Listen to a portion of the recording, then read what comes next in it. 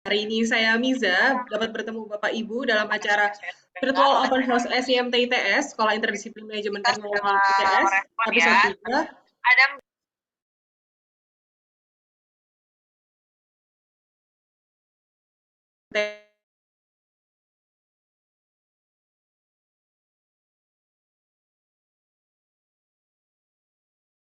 Satuan Insinyur Indonesia Wilayah Jawa Timur.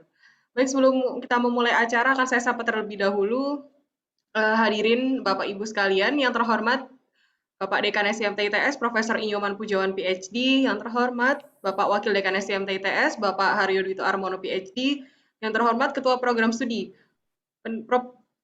Program Pendidikan Insinyur, Profesor Rido Bayu Aji PhD, yang terhormat Ketua Program Studi Pascasarjana Inovasi Sistem dan Teknologi, Bapak Bagus Sinariana Dwi Putranta PhD, Ketua Program Studi Pascasarjana Manajemen Teknologi, Bapak Jerry Dwi Trijoyo Purnomo PhD, yang terhormat Ibu Sekretaris Program Studi Pascasarjana Manajemen dan Teknologi, Ibu Gita Widibawika, serta Bapak narasumber kita, Profesor Muhammad Bisri, dan Bapak Ibu sekalian yang berbahagia.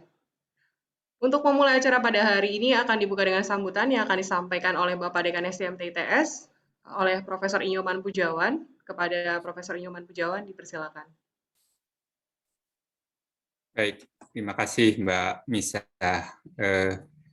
Selamat pagi Bapak Ibu sekalian, terutama yang terhormat saya sampaikan selamat pagi dan selamat datang kepada Prof. Bisri yang sudah kesekian kalinya selalu mendukung acara-acara kami, baik di acara pelantikan, penerimaan mahasiswa baru maupun yang kali ini adalah acara open house. Ya, jadi ini adalah acara open house rangkaian yang ketiga yang diselenggarakan oleh Sekolah Interdisiplin Manajemen dan Teknologi. Kita punya berbagai program di dalam sekolah ini, ada program Magister Manajemen Teknologi, ada program Doktor Manajemen Teknologi, ada program Magister Inovasi Sistem dan Teknologi, dan juga program Profesi Insinyur. Nah, di Open House sebelumnya kami menyampaikan program-program yang tadi saya sampaikan. Khusus untuk hari ini, untuk pagi ini kita akan menyampaikan mengenai program Profesi Insinyur yang kita miliki di ITS. Nanti sebelum Prof. Rido Bayu Aji sebagai Ketua Program Studi PPI menyampaikan tentang program PPI di ITS, serta barangkali nanti untuk menyampaikan berbagai hal yang perlu dipersiapkan, seandainya Bapak Ibu ingin mendaftar. Sebelum itu nanti ada sejenis kuliah tamu yang akan disampaikan oleh Prof. Bisri, mengingat program Profesi Insinyur ini sekarang merupakan program yang sangat penting, sesuai dengan amanat undang-undang keinsinyuran, bahwa semua insinyur yang berpraktek itu harus legal, dilindungi oleh undang-undang, memiliki surat tanda registrasi insinyur, dan tentu saja salah satu cara untuk mencapai itu adalah melalui nanti program pendidikan yang dilakukan di perguruan tinggi, termasuk yang diselenggarakan oleh ITS. Saya mengucapkan juga terima kasih kepada semua peserta yang hadir pada saat ini. Kami melihat bahwa minat masyarakat untuk mengikuti program PPI ini cukup besar. Namun banyak juga yang barangkali belum tahu secara persis program PPI itu seperti apa, termasuk penyelenggaraannya bagaimana, apakah perlu kuliah tiap minggu dan lain sebagainya. Ini masih banyak sekali yang belum memahami secara clear, sehingga barangkali di dalam open house nanti ini akan banyak informasi-informasi yang bisa disampaikan oleh kami, yang akan disampaikan oleh Prof. Rido dan tim nantinya. Saya kira demikian di awal saya menyampaikan sedikit saja, yang intinya adalah kami mengundang Bapak Ibu bagi yang belum mengikuti program PPI untuk bisa bergabung dengan program PPI yang ada di ITS.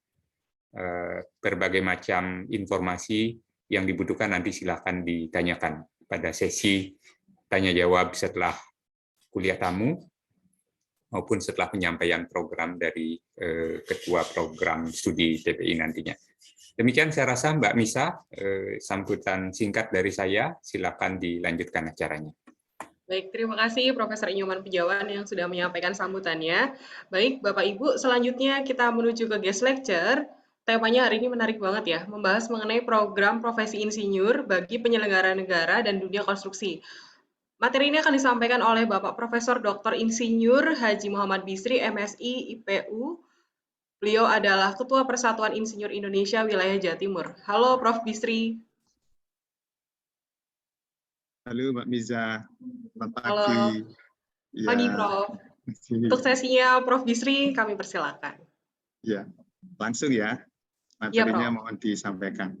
Terima kasih, selamat pagi, Assalamualaikum warahmatullahi wabarakatuh. Yang saya hormati Prof. Nyoman Pijawan, Dekan SIMT ITS, serta para wakil dekan yang hadir. Yang saya hormati Ketua Program Studi Pascasarjana, kemudian Ketua Program Studi Pendidikan Prof. Ridho Bayu Aji PhD, Bapak sekalian para peserta webinar yang berbahagia. Terima kasih Prof. Nyoman, Prof. Ridho, untuk sekian kalinya saya diberi kesempatan untuk menyampaikan hal-hal tentang profesi insinyur. Pagi ini saya ingin menyampaikan program profesi insinyur bagi penyelenggara negara dan dunia konstruksi. Kenapa topik ini saya ambil? Karena ITS adalah memang dunia konstruksi. Sebetulnya insinyur itu tidak hanya sipil, mesin, tetapi pertanian, perikanan. Tapi kali ini ITS memang khas, ya, lebih banyak dunia konstruksi dan penyelenggara negara. Lanjut, saya kira. Lanjut, slide-nya. Ini sebenarnya kita merasa senang ya, para sarjana teknik, sarjana perikanan, dan seterusnya, dengan adanya Undang-Undang Republik Indonesia nomor 11 tahun 2014 yang saya kira cukup lama, sudah hampir 8 tahun, itu ada tentang keinsinyuran. Kita senang karena kita sudah diakui oleh negara bahwa insinyur sudah ada, usianya sudah 70 tahun insinyur ini. Tapi terbitnya undang-undang ini baru tahun 2014. Baru 2014, sehingga ini saya merasa senang. Ya, mudah-mudahan nanti saya bisa menjelaskan tentang keinsinyuran ya. Saya lagi presentasi. Ya, kemudian terbit peraturan pemerintah nomor 25 tahun 2007 tentang keinsinyur juga. Jadi kita sudah mulai diakui tentang keinsinyur ini ya oleh negara, sehingga sudah punya kewajiban kita untuk menyelenggarakan atau mengamalkan undang-undang ini.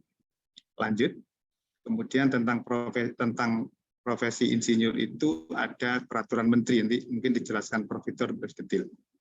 Cuman saya ingin menjelaskan pada pagi hari ini apa itu profesi. Ya.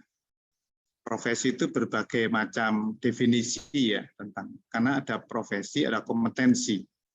Kemarin pada saya awal-awal undang-undang ini hadir, kami sosialisasi ke para konsultan dan itu rentan. Ya. Apa beda profesi dan kompetensi? Karena mereka itu seperti Inkindo sudah punya SKA, surat keterangan ahli. Nanti dibikin tumpang tindih. Saya jelaskan bahwa itu tidak terjadi overlap. Bahkan ini jauh lebih bagus ini sebetulnya dengan adanya profesi dan kompetensi. Jadi ini teori saja ya, tapi lanjut saja ya. Ini yang paling lanjut slide-nya berikutnya. Nah ini intinya bahwa di dalam kitab menjadi seorang insinyur itu harus memiliki izin yang nomor 4 ini. Ya, saya kira kan ini teori. Ciri-ciri profesi itu dia terhadap keahlian atau pengetahuan khusus yang sesuai dengan bidang pekerjaannya. Kemudian harus memiliki izin khusus agar dapat menjalankan pekerjaan sesuai profesi. Ini ada izinnya. Jadi kita berpraktek profesi insinyur harus punya izin, yaitu izin insinyur. Jadi harus punya izin. Lanjut, saya pokok-pokoknya saja nanti ini. Nah, sehingga apa itu profesi? Profesi itu adalah sebagai suatu pekerjaan. Jadi profesi itu pekerjaan atau kegiatan utama. Waktunya full kita. Dilaksanakan sebagai sumber utama nafkah hidup. Jadi profesi itu sebagai nafkah hidup. Ya. Jadi memang ini pekerjaan utama kita, profesi. Kegiatan pokok untuk menghasilkan lanjut dan mengandalkan suatu keahlian, masih bersifat umum profesi. Seperti profesi dokter masih umum, nanti ada spesialis. Contoh profesi. Profesi insinyur, dokter, bidan, perawat, apoteker. Jadi menurut saya yang paling bagus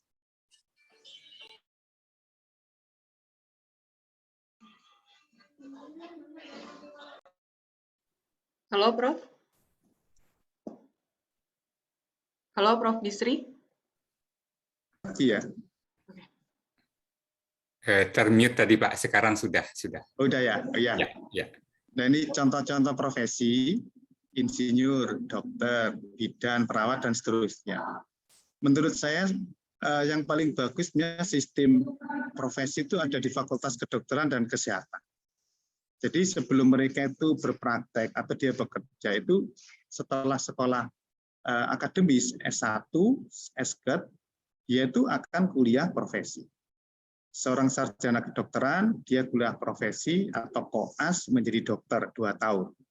Maka setelah dokter baru boleh praktek, ada izinnya. Sekolah kebidanan, sarjana S1 kebidanan, dia harus jadi profesi, sekolah profesi, bidan. Perawat, apoteker, dokter gigi, dokter hewan, advokat, akuntan. Ya. Kita ini terlambat ya, walaupun terlambat, ini syukur ini sudah mulai. Ya. Jadi sudah mulai profesi. Kemudian apa itu kompetensi? Lanjut, jadi ada profesi itu adalah pekerjaan utama kita. Kalau kompetensi itu adalah keahlian khusus, kalau di kedokteran itu spesialis. Jadi dokter itu adalah profesi dokter. Kalau ditanya profesinya apa? Saya adalah seorang dokter. Profesimu apa? Saya seorang insinyur. Nah, kompetensi itu keahliannya. Ya, keahliannya. Lanjut. Nah, kompetensi itu kemampuan untuk melaksanakan secara profesional suatu kegiatan yang khusus, keahlian khusus dalam kategori sesuai dengan standar yang disyaratkan. Ini contoh kompetensi. Lanjut, contohnya adalah nanti dapat sertifikat kompetensi juga. Lanjut aja, lanjut contohnya. Nah, misalkan saya ini kebetulan background saya adalah teknik pengairan atau sumber daya air. Nanti saya kompetensinya misalnya ahli bendungan besar. Itu berarti saya harus ikut organisasi kompetensi atau keahlian yang disebut dengan KNIBB, Komite Nasional Indonesia untuk Bendungan Besar. Saya masuk anggota itu.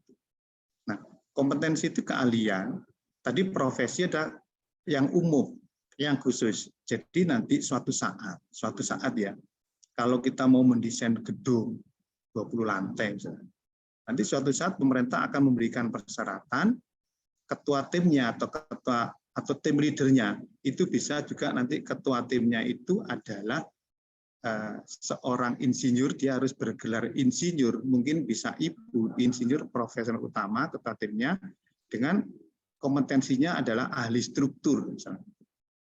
Nanti misalkan anggota timnya suatu saat persyaratannya adalah karena ini menyangkut gedung tinggi, maka dia akan disyaratkan seorang insinyur. Mungkin karena gedung tinggi, mungkin cukup IPM, insinyur profesional madya. Kompetensinya adalah ada ahli tanah.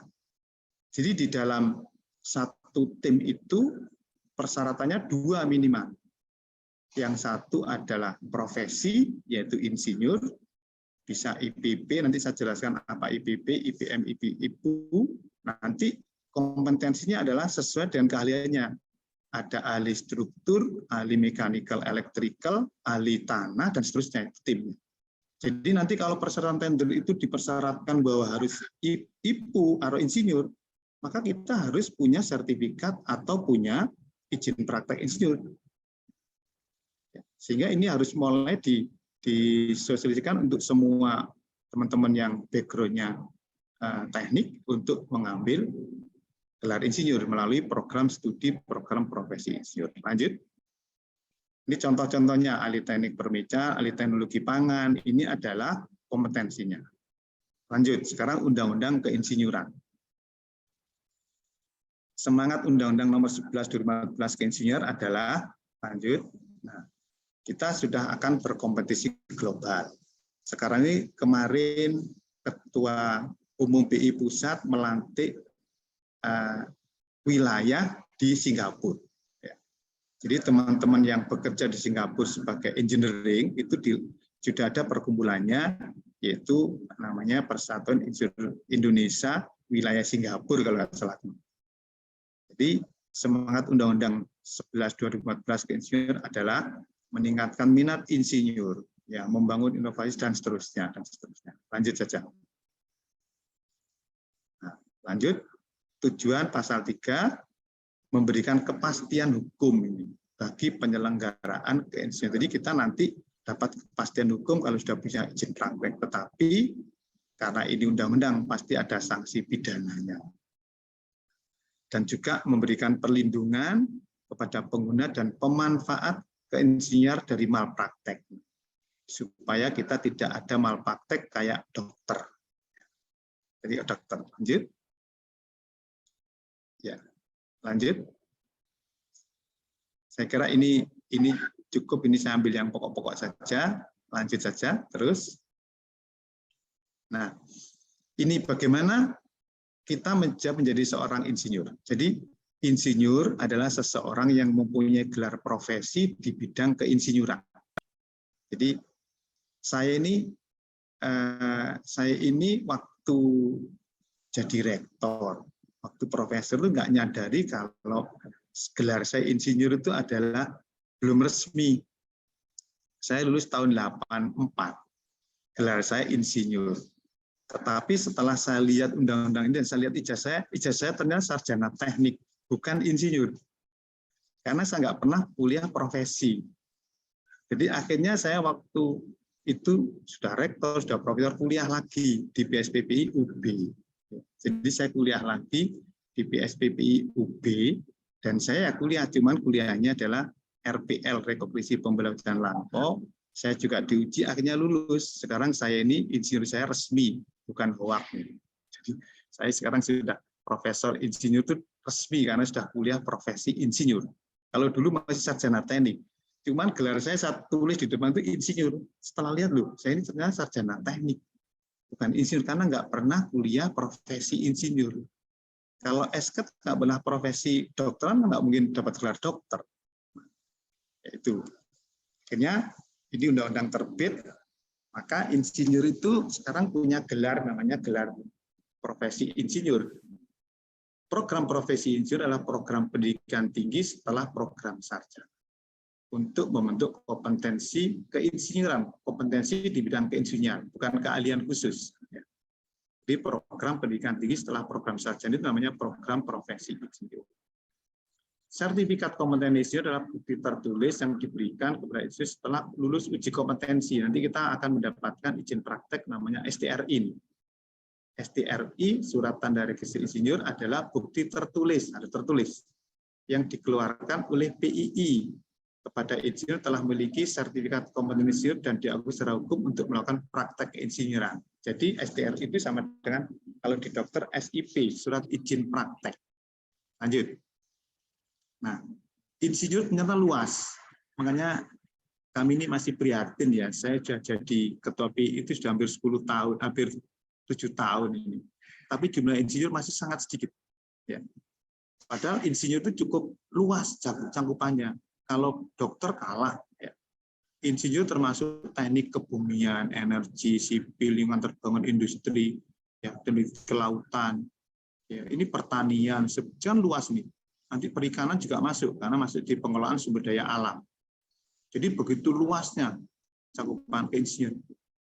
Kemudian insinyur itu mencakup bidang pendidikan. Jadi dosen itu saya harus punya praktek insinyur, karena saya bergelut di bidang insinyur, tapi di bidang pendidikan.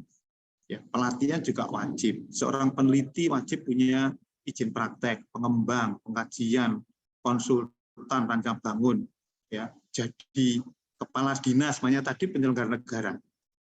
Tadi penyelenggara negara tadi kan saya beri untuk penyelenggara itu misalnya kepala dinas PU. Nanti suatu saat, nggak tahu ini mudah-mudahan bisa cepat, itu nggak boleh kalau nggak insinyur.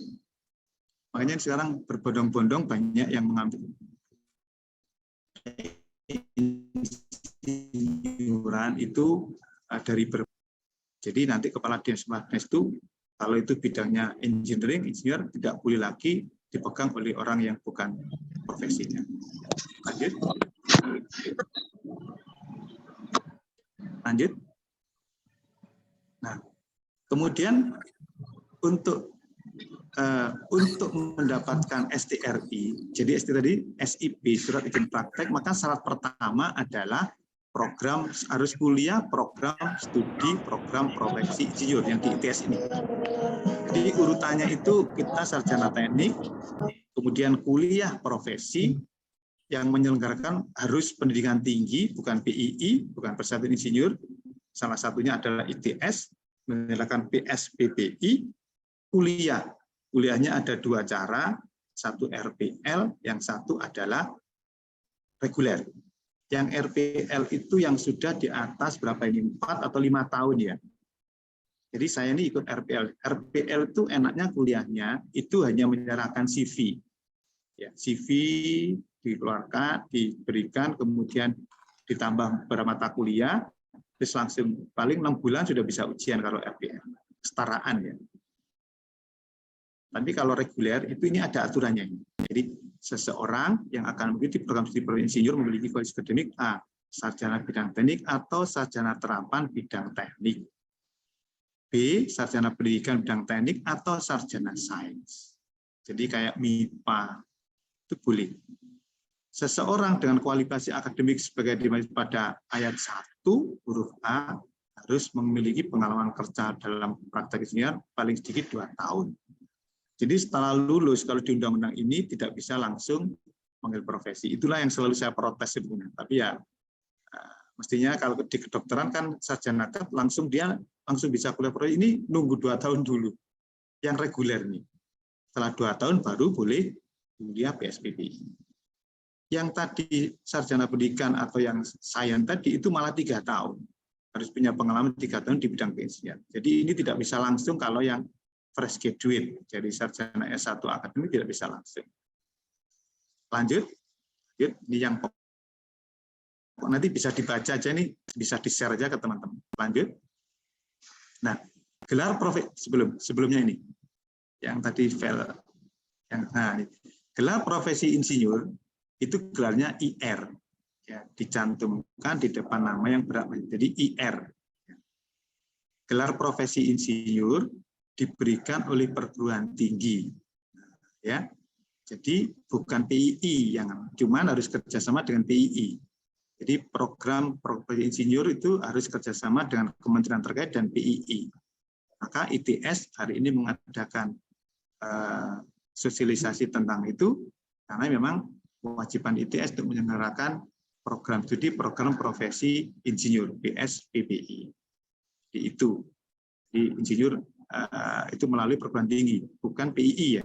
Jadi sarjana teknik menjadi gelar insinyur itu melalui proses profesi kuliah di perguruan tinggi yang ditunjuk, ya, nanti dari ST berubah menjadi insinyur, gelarnya IR. Pasal 10, setiap insinyur yang akan melakukan praktek, insinyur kalau mau praktek harus memiliki STRI, surat tanda register insinyur. STRI, bukan istri, yaitu STRI, surat tanda register insinyur. Yang mengeluarkan adalah PII, bukan perguruan tinggi.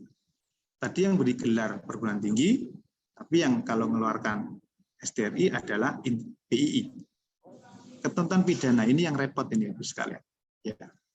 Ada pasal 50 bagi insinyur atau insinyur asing yang dalam melaksanakan tugasnya tidak memenuhi standar insinyur sehingga mengakibatkan kecelakaan, hilangnya nyawa, itu dipidana, ya, penjara 5 tahun. Jadi ini, apalagi kalau kita tidak punya insinyur. Ini lanjut, coba slide-nya dilanjutkan dulu. Nah, ini bagi yang bukan insinyur, misalkan ST, terus praktek jadi insinyur. Ya. Kemudian ada sesuatu kejadian diperiksa oleh pihak aparat penegak hukum. Kita nggak punya izin prakteknya, STRI nggak punya. Maka bisa dipidana penjara paling lama 2 tahun dan atau denda paling banyak 200 juta rupiah. Ini. Jadi kita intinya pasal ini adalah kita wajib punya izin praktek. Wajib ain ya. Bukan wajib kifayah ini, wajib ain kita punya izin praktek insinyur. Kalau enggak kita kena pidana. Lanjut. Nah, ini caranya ya. Nah, ini nih. Nanti saudara ijazah S1 ya, kemudian sudah insinyur, nanti ngisi FAIP, formulir aplikasi insinyur profesional. Terus diproses di PII, jadi setelah sekolah S1, sarjana teknik sipil, sekolah kuliah di ITS, ya mendapat gelar insinyur, nguruslah ada sertifikat profesi, yaitu IPP untuk awal, IPM untuk tengah, yang sudah senior IPU. IPP itu insinyur profesional pratama, IPM insinyur profesional madya, insinyur profesional utama. Ya, jadi ini yang persyaratan untuk mengambil SDRI. Jadi nanti kalau sudah kuliah di ITS, profesi insinyur, itu biasanya langsung mendapatkan IPP. Nanti biasanya dibantu ngurus IPP. Tapi sebelum IPP kita harus punya KTA, kartu anggota insinyur. KTA. Ya, jadi nanti syaratnya IPP itu KTA, kemudian ijazah insinyur, ngisi FAIP, nanti diproses, keluarlah kita IPP. Dari IPP nanti keluar SDRI. Jadi izin praktek. Nanti detailnya ada di websitenya PII ya, bisa dilihat. Ya, Simfoni kalau nggak salah. Lanjut. Nah, ini persyaratan lebih detail. Saya kira nanti ini bisa dibaca aja ya, diminta aja filenya. Lanjut aja. Nah, ini ada ketentuan peralihan. Sekarang ini PII masih buka untuk ketentuan peralihan yang masih sarjana teknik belum PII masih bisa ngurus STRI, tapi terbatas waktunya. Jadi dari ST bisa langsung ngurus STRI karena ini transisi. Tapi namanya transisi pasti ada berakhirnya. Cuman saran saya lebih baik memang ngambil PSBBI saja, lebih aman ya daripada transisi kan untuk sementara aja. Tapi kalau sudah PSBBI itu akan selamanya ya. Ini transisi. Lanjut. Ya. Lanjut. Nah, ini saya kira nanti ini bisa ya. Nah, ini jumlah total lulusan PSBBI ada dari 34 PT tersebut per Maret 22 itu masih 10.000. Jadi lulusan kita itu hanya 10.000. Informasi yang saya dapat, insinyur seluruh Indonesia itu kira-kira 900.000, tidak ada 1 juta. Padahal kalau negara mau maju, itu ada standarnya. Setiap 1 juta penduduk itu 2.500 insinyur. Jadi kita ini masih jauh sekali, masih sangat jauh. Makanya ini terima kasih juga ITS yang telah terus-menerus mendorong teman-teman untuk kuliah di program studi, program insinyur, supaya kita bisa, insinyur kita sudah banyak. Masih 10.000, anggota kita itu masih tidak banyak. Coba kita lihat yang Jawa Timur, lanjut. Kita lihat yang di Jawa Timur. Lanjut slide-nya. Nah, ini. Di Jawa Timur itu ada terbit Perpres nomor 80 tahun 2020. Nah, proyeknya cukup banyak. Lanjut aja. Itu ada 292 triliun proyek-proyek di Jawa Timur. Tetapi kebutuhan insinyur masih kecil. Lanjut. Lanjut slide-nya. Nah, dilihat dari sejumlah pekerjaan proyek sangat menggembirakan dan positif bagi insinyur. Pertanyaannya adalah sudah siapa sumber daya manusia insinyur kita di Jawa Timur? Kalau kita lihat dari ini, sangat jauh. Lanjut ya, lanjut slide-nya. Nah ini saya pernah menghitung data tahun 2019 ya, ini saya belum saya update. Jumlah PT di Jatim itu 317 PTN PTS. 127 memiliki fakultas teknik, belum termasuk rumpunya. Jumlah mahasiswa aktifnya 78.000 sekian. Mungkin sekarang sudah lebih. Jumlah tenaga kerja aktif di sektor infrastruktur di Jatim mencapai 200 sekian. Tahun 2030 dibutuhkan 2,5 juta ya, insinyur ini. Sedangkan saat ini PT di Jatim yang punya PSBB hanya 6 PT. Jumlah lulusannya hanya 172 2019. Tahun 2020 yang sedang berjalan siswanya 251. Nah, mungkin sekarang sudah ribuan lah ya. Jika lulusan insinyur rata per tahun hanya 1.000 insinyur, itu sudah saya lebihkan, maka dibutuhkan waktu berapa puluh tahun ini untuk mencapai target 2,5 juta tahun. Jadi sampai mudah-mudahan nggak kiamat ini ya, sudah terlalu. Jadi makanya ini harus digenjot terus. Jadi analisis ini sungguh memprihatinkan dan lampu kuning untuk peran insinyur yang undang-undang. Lanjut. Saya kira itu semuanya. Terima kasih. Mudah-mudahan bisa memberikan pencerahan tentang kewajiban kita selaku sarjana teknik untuk mengambil program studi insinyur, khususnya di ITS.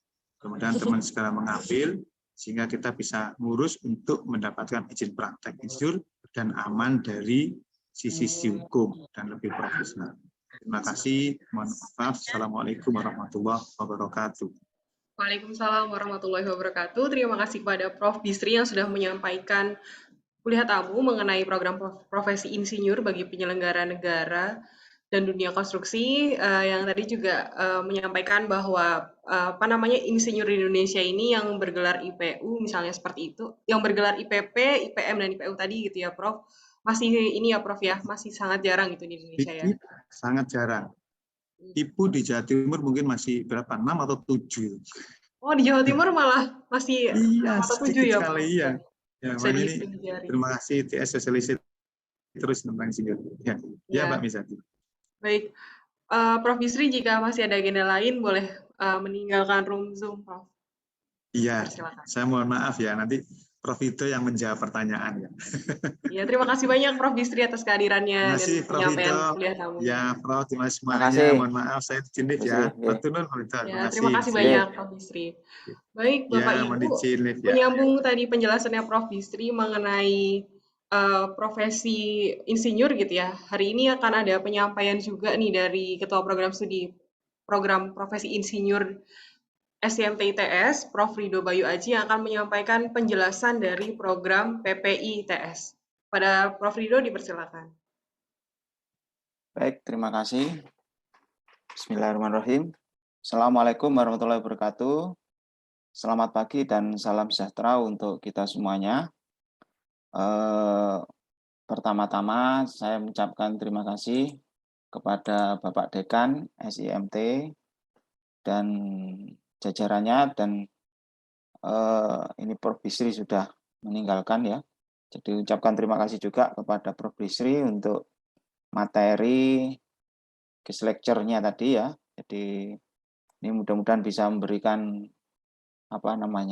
wacana buat kita semuanya. Dan saya mengucapkan terima kasih kepada Bapak Ibu yang menghadiri acara open house ya program PSPPI ITS.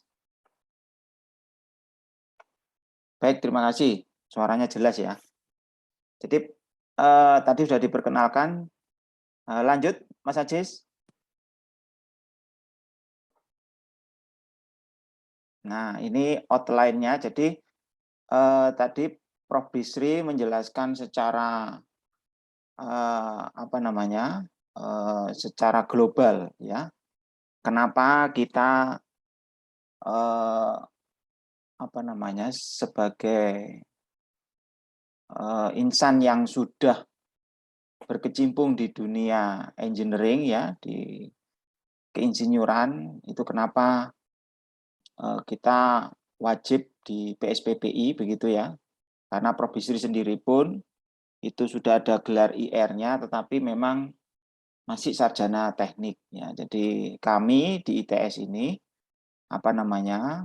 menyampaikan, jadi PSPPI ini sudah sudah berjalan ya. Jadi nanti Bapak Ibu bisa melihat sejarah daripada PSPPI ITS. Lanjut Mas Najis. Jadi sejarah PSPPI ITS Bapak Ibu itu karena ada mandat begitu ya dari kementerian sejak 2016, terus kemudian ITS menindaklanjuti dengan SK Rektor di 2017, terus kemudian SK Kaprodi 2018. Ya, jadi 2018 ini mulai aktif. Nah, mungkin Bapak Ibu menanyakan akreditasinya apa? Jadi akreditasinya masih menggunakan akreditasi minimum. Dan alhamdulillah borang akreditasi ini sudah di Ban PT sejak Desember 2021. Ya, tidak lama insya Allah sudah keluar SK akreditasinya begitu ya.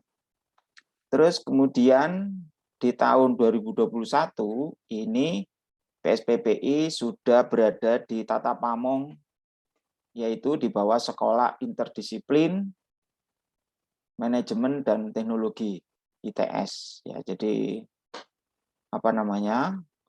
secara legal PSPPI ini di bawah SIMT ya. Jadi Bapak Ibu kalau ingin tahu informasi tentang PSPPI, jadi dipersilahkan nanti bisa hadir di. Lanjut Mas Ajis. Nah, sebelum lokasi ini saya jelaskan dulu tata pamongnya. Jadi Bapak Ibu supaya supaya paham PSPPI ITS itu di bawah manajemen fakultas apa begitu ya. Nah, jadi ini PSPPI ada di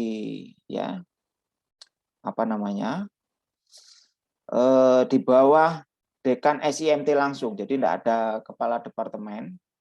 Jadi Pak Dekan Prof. Nyoman ini dibantu dengan Pak Haryo, Wakil Dekan, terus kemudian dibantu Kabak SIMT dan langsung di sini Kaprodi, ya Kaprodi MMT dan DMT, Kaprodi MIT, terus kemudian Kaprodi, ya, dan Sekprodi PII dan Koordinator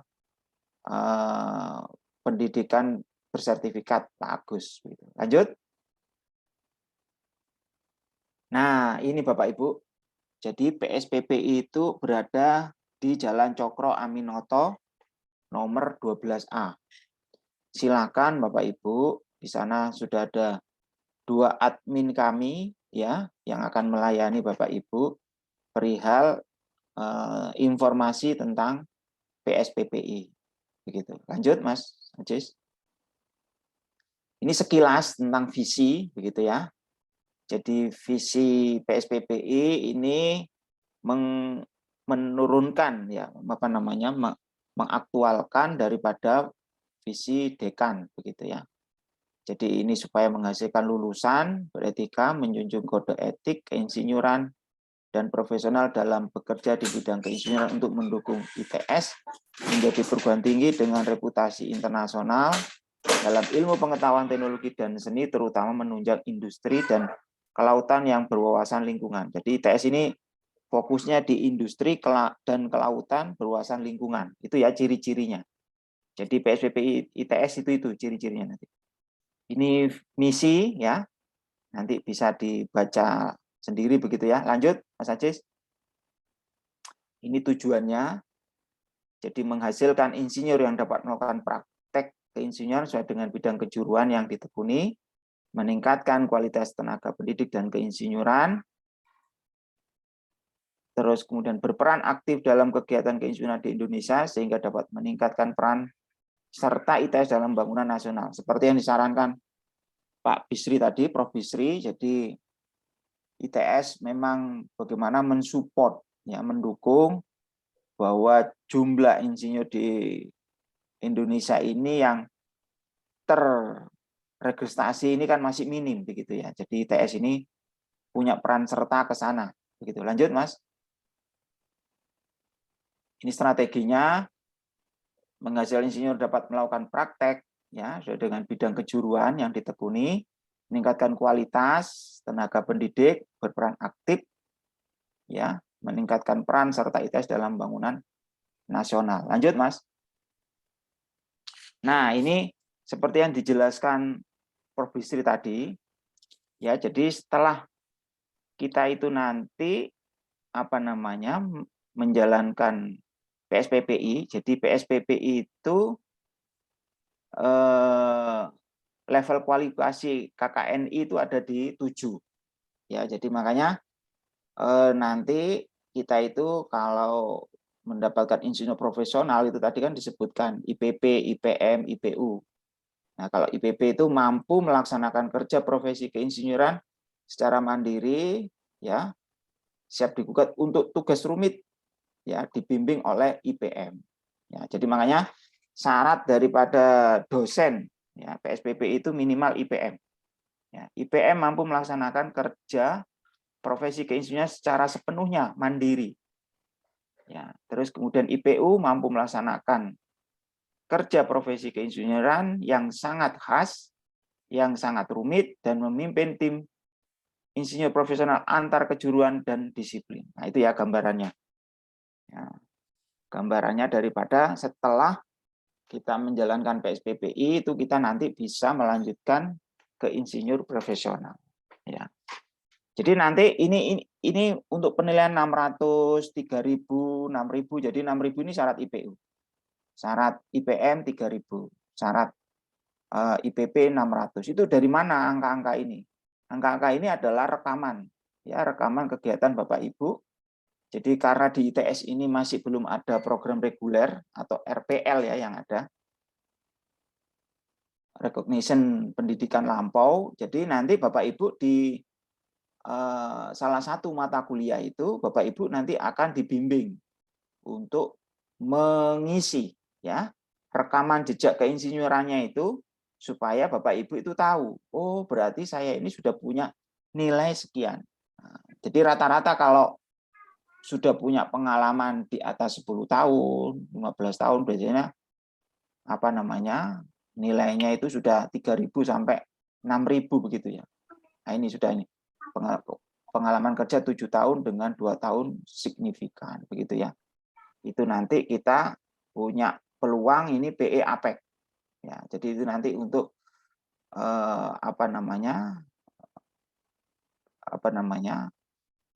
keinsinyuran profesi internasional ya, ada peluang juga ke sana nanti kalau kita sudah bisa mengisi ini. Baik, lanjut Mas Ajis. Nah, ini landasan hukum untuk kegiatan PSPPI. Ini juga undang-undang tentang pendidikan, ya, terus undang-undang tentang keinsinyuran, terus kemudian pelaksanaan undang-undang, begitu ya. Terus kemudian tentang KKNI. Nah, jadi ini tidak lain adalah kerangka kualifikasi nasional itu ya. Baik, lanjut. Nah, ini adalah konsentrasi pembimbingan yang ada di ITS ya, teknik geofisika, teknik geomatika atau geodesi, teknik sipil, perencanaan wilayah kota, teknik mesin, teknik material, teknik kimia, teknik industri, teknik fisika, teknik elektro, teknik lingkungan atau penyihatan begitu ya. Teknik kelautan, teknik perkapalan, teknik sistem perkapalan, teknik transportasi laut, teknik informatika, teknik arsitektur. Lanjut, Mas. Nah, terus persyaratan RPL ya, berlatar belakang S1 bidang teknik, sarjana terapan bidang teknik, sarjana pendidikan bidang teknik, atau sarjana bidang sains yang didapat dari perguruan tinggi yang terakreditasi minimal B. Ya. Terus berasal dari program studi yang termasuk bidang konsentrasi pembimbingan yang ada di PSPPI ITS. Telah memiliki pengalaman kerja praktek bidang keinsinyuran paling sedikit 2 tahun setelah lulus sarjana tersebut. Begitu ya. Syarat khusus untuk sarjana pendidikan bidang teknik atau sains telah melakukan program penyetaraan dengan sarjana bidang teknik atau sarjana terapan bidang teknik telah berpengalaman di bidang keinsinyur paling sedikit 3 tahun, ya, penyetaraan, atau memiliki pengalaman kerja keinsinyuran lebih dari 5 tahun, kemudian akan dilakukan lulus seleksi masuk tes, self-assessment, dan wawancara. Terus kemudian menyatakan kesanggupan memenuhi ketentuan prosedur akademik dan finansial yang berlaku bagi pendaftar harus mengisi portofolio pengalaman keinsinyuran sesuai dengan format. Lanjut, Mas Ajis. Nah, ini dalam sistem RPL di ITS, itu mahasiswa akan menempuh program 1 semester dengan beban studi 24 SKS. 24 SKS itu terbagi dari mata kuliah sebagai berikut. Jadi nanti kuliah RPL di ITS itu tidak full 16 minggu ya Bapak Ibu. Jadi ini jadi minggu pengantar, minggu pertama, terus kemudian minggu ujian tengah semester, begitu ya. Terus kemudian pertemuan di akhir semester. Jadi hanya 3 pertemuan saja. Ya, itu untuk menguji kompetensi Bapak Ibu yang sudah sudah dilaksanakan begitu ya. Jadi terutama ini praktek keinsinyuran ini Bapak Ibu ya. Itu nanti di sana Bapak Ibu akan mengisi vibe ya, seperti tadi yang dicantumkan di depan tadi tentang nilai insinyur profesionalnya itu sudah berapa ya. Di sini nanti. Asik kok kuliahnya ya kan. Lanjut. Nah, ini Bapak Ibu, ini dosen-dosen dari PSBB ITS ya. Jadi ada dari elektro, teknik sipil, teknik infrastruktur sipil, ya, sistem dan industri begitu ya. Ini kalau peminatnya rame ya berarti dosennya nambah lagi nanti. Ya karena memang harus dilayani dengan cukup baik begitu. Lanjut. Nah, ini tata cara pendaftaran. Nanti insya Allah lebih detailnya nanti ada staf kami nanti akan menjelaskan begitu ya. Jadi ini nanti Bapak Ibu akan melalui web begitu ya. Terus kemudian melakukan akses pendaftaran di situ. Ini dapatkan email begitu ya, kode. Ini nanti akan lebih didetailkan begitu. Terus kemudian untuk kode bayar atau apa nanti ada. Jadi ini ya, jadi untuk di PSBB ITS itu kami nanti akan membantu pendaftaran anggota ya dan iuran pertama ya. Dan nanti insya Allah ini sudah include ya. Jadi kalau memang masih STRI ini ya, STRI ini masih berlaku ya, itu juga akan kami bantu dan juga dengan sekaligus biaya wisuda di situ ya. Jadi uang perkuliahnya itu sudah include itu, gitu ya. Lanjut, Mbak, Mas Ajis. Nah ini waktu-waktu untuk waktu-waktu penting begitu ya, Bapak Ibu, silakan nanti akan kami share begitu ya. Kapan nanti pendaftaran terakhir, terus kemudian kapan nanti ada pelaksanaan tes wawancara begitu ya. Terus kemudian pengumuman lulus, terus pengisian sistem ya, sistem Bapak Ibu masuk di sistem akademik ya, kemahasiswaan ITS begitu ya. Terus kemudian ada perwalian. Nah, terus kemudian ada 3 minggu ya, 3 minggu pertemuan daripada RPL ini. Lanjut, Mas Ajis. Nah, ini data-data dari mahasiswa alumni ya, alumni di 2017 itu tuh masih, makanya tadi disebutkan Pak Bisri kan masih sedikit tuh. 2019, nah 2020 baru mulai cukup signifikan begitu ya, 2021 ya. Jadi totalnya sudah 584 ya alumni ITS, dan mahasiswa semester genap sekarang ini 97 orang. Lanjut, Mas Ajis.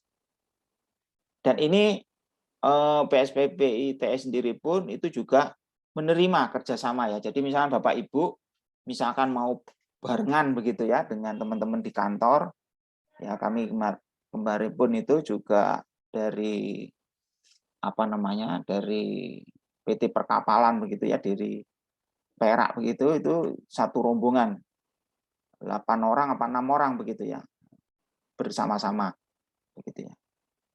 Lanjut Mas Ajis. Nah, cukup. Jadi demikian Bapak Ibu apa namanya, informasi dari PSPP ITS, dan nanti akan dilanjutkan tentang informasi perihal pendaftaran dan selanjutnya. Terima kasih Mbak Mizati. Baik. Baik, Prof. Rido, terima kasih banyak penjelasan mengenai program PPI ITS. Jadi Bapak Ibu, setelah ini juga akan ada penjelasan nih mengenai penjelasan detail mengenai tata cara pendaftaran program profesi insinyur. Penjelasan ini akan disampaikan oleh tim kami, Mbak Yusra Nusaibah Nur dari tim admisi dan promosi PPI ITS. Halo Mbak Yusra. Oke, silakan kepada Mbak Yusra.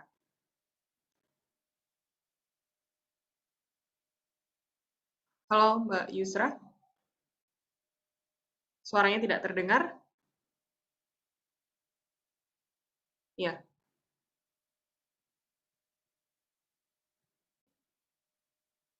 Oke, baik Bapak Ibu, sambil menunggu Mbak Yusra. Jadi Bapak Ibu, pendaftarannya tadi ya seperti yang sudah disampaikan oleh Prof. Rido, pendaftaran untuk program PSPP ini dibuka sampai dengan 17 Juli untuk periode ganjil ya Bapak Ibu. 17 Juli nanti, sekitar berapa minggu lagi ya ini? 3 minggu lagi ya Bapak Ibu. Jadi bagi Bapak Ibu yang berminat, bisa menghubungi juga tim kami gitu ya Bapak Ibu. Nah, terima kasih juga untuk pertanyaan yang sudah masuk. Bapak Ibu kami ingatkan juga untuk mengisi daftar hadir, dan jika ada pertanyaan Bapak Ibu bisa ini ya, apa namanya, menuliskan di kolom chat. Ini kami coba jawab dulu pertanyaannya. Oke. Saya bacakan dulu ya Bapak Ibu. Oke, ini pertanyaannya dari Pak Leonardus Jafar. Saya coba cek lagi pertanyaan yang masuk. Ini, mohon maaf saya kembali ke belakang nih gitu. Ada hal yang perlu ditanyakan kembali gitu ya Pak ya, dan butuh jawaban. Yang pertama itu, apa itu kelas eksekutif dan berapa biaya registrasi per semester? Oke, saya coba baca dulu. Kalau memilih kelas kuliah online, apakah tidak perlu mengurus surat izin belajar? Karena jika sudah mengurus surat izin belajar, pemerintah dengan sendirinya berhenti sementara semua tunjangan seorang PNS. Misalnya saya pengawas sekolah harus berhenti tunjangan sertifikasi dan tunjangan lainnya. Tapi apabila tidak mengurus surat izin belajar, maka jas tidak diakui. Mohon penjelasannya. Oh, oke. Ini kaitannya sama ini ya Pak ya, Pak Leo. Oke, Pak Rais juga punya pertanyaan. Kaitannya ini yang pertama ini kelas eksekutif ya. Kelas eksekutif ini kalau untuk di PSPPI tidak ada ya, Prof. Rido ya? Ada. Jadi Oh ada ya, Prof. Oke. begini, Pak siapa namanya? Pak Leonardo ya. Iya, Pak Leonardus, Pak. Leonardo Jafar. Ya. Jadi Bapak kalau nanti ingin lebih detail, jadi silakan Pak nanti kontak ke admin. Jadi supaya nanti apa namanya, apa kesulitannya begitu. Terus, jadi yang paling penting itu kan harus dipahami dulu untuk apa kita mengikuti PSPP ini Pak, kan begitu ya. Jadi PSPP itu memang untuk tadi yang sudah diberikan sama Prof. Bisri, jadi cakupan keinsinyuran itu kan seperti yang disampaikan Prof. Bisri tadi. Jadi begini Pak, jadi PSPP ITS itu karena programnya adalah RPL, jadi kami ini kegiatannya hanya 1 semester Pak, jadi tidak bersemester-semester begitu. Jadi 24 SKS itu ditempuh dalam 1 semester. Terus kemudian karena RPL Pak, itu kuliahnya tidak tiap minggu. Jadi dilakukan di tiap hari Sabtu. hari Sabtu, nanti penjadwalan itu akan ditentukan, dan kuliahnya itu kalau memang Bapak tidak di sekitar wilayah Surabaya, itu diizinkan untuk online, begitu ya. Jadi misalkan Bapak kesulitan untuk izin belajar, ya tidak perlu harus meninggalkan tempat kerja begitu. Tetapi untuk pengakuan ini ya, pengakuan sertifikatnya ini, karena ini memang ini keinsinyuran ini, makanya nanti Bapak menghubungi aja ke kami. Jadi Bapak itu posisinya di instansi pemerintah itu apa. Kalau memang Bapak itu memang nanti yang mengurus tender, mengurus proyek, ya kan? Itu mau tidak mau ya juga harus ada STRI-nya. Ya, tapi kalau Bapak itu misalkan jangan itu dosen saja kan itu disarankan untuk memiliki STRI begitu. Apa dosen apa ya, sains dan teknologi itu kan memiliki itu Pak, karena memang aktivitas untuk melaksanakan kegiatan keinsinyuran begitu ya. Jadi begitu Pak Leonardus. Untuk supaya ijazahnya itu diakui, ya itu nanti makanya perlu pendekatan.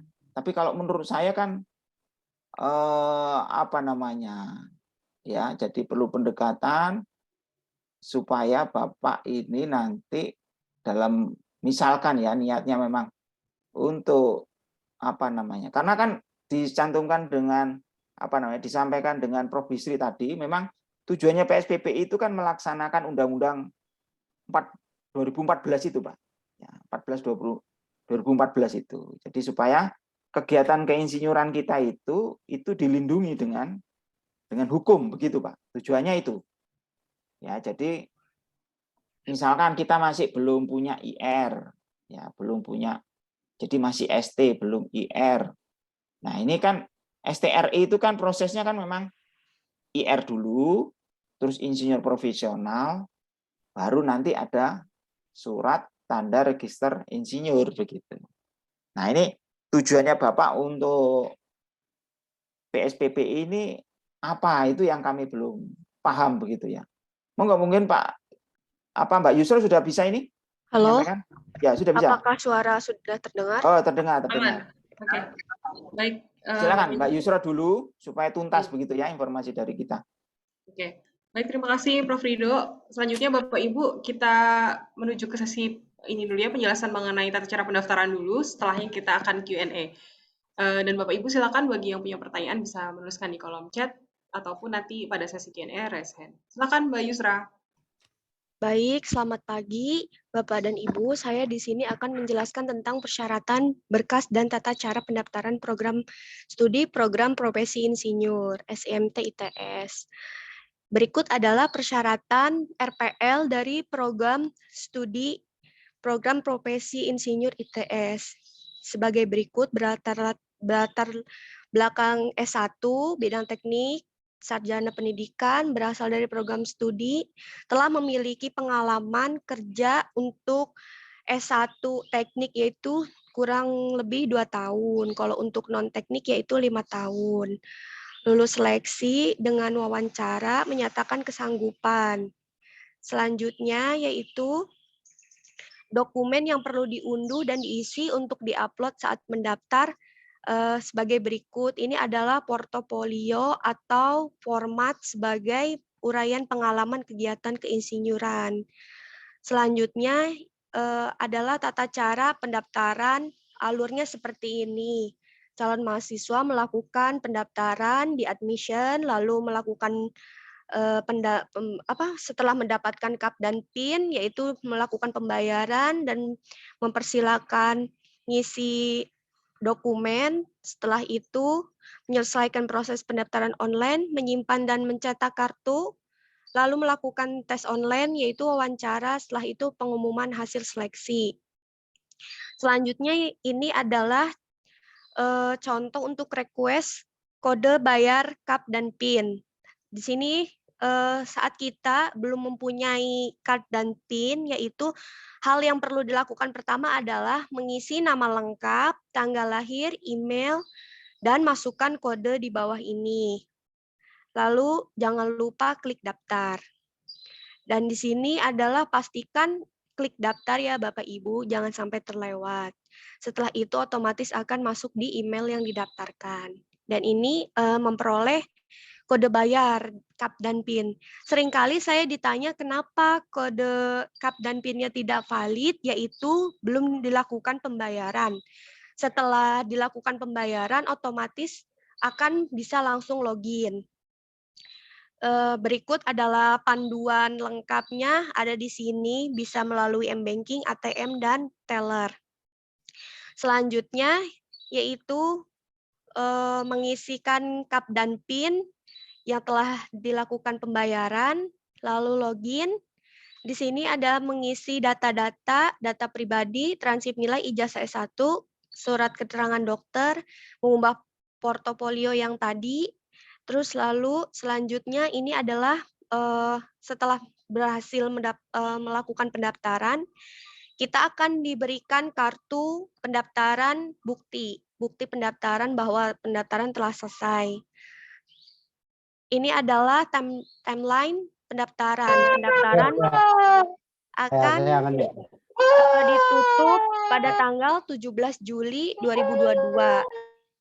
Ujian masuknya tes wawancara tanggal 23 dan tanggal 30 Juli. Pengumumannya pada tanggal 1 Agustus. Sekian, terima kasih dari saya. Wassalamualaikum warahmatullahi wabarakatuh. Saya kembalikan kepada Mbak Miza.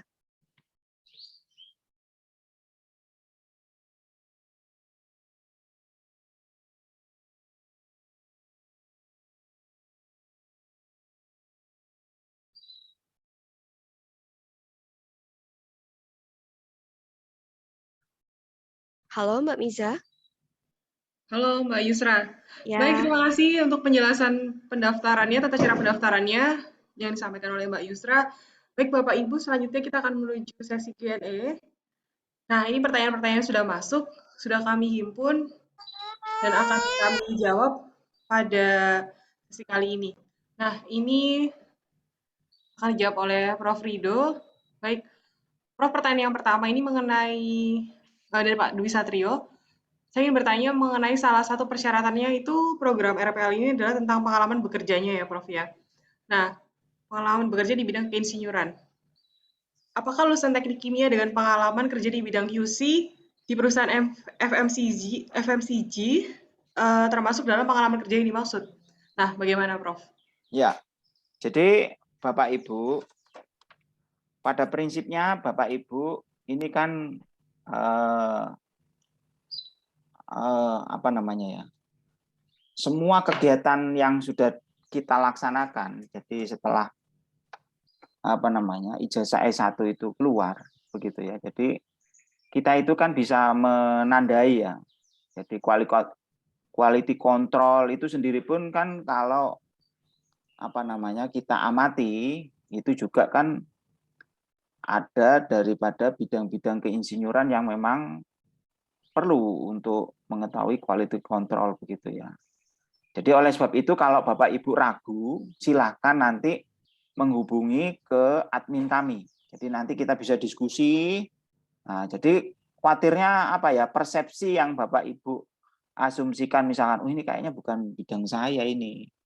Padahal ternyata Bapak Ibu itu sudah melaksanakan apa namanya pekerjaan keinsinyuran yang sudah cukup dalam begitu ya. Nah, itu yang nanti harus dituangkan seperti yang disampaikan oleh Mbak Yusro tadi. Jadi harus dituangkan di situ. Tapi memang Bapak Ibu supaya tidak ragu, ini saya mendaftar apa tidak ya?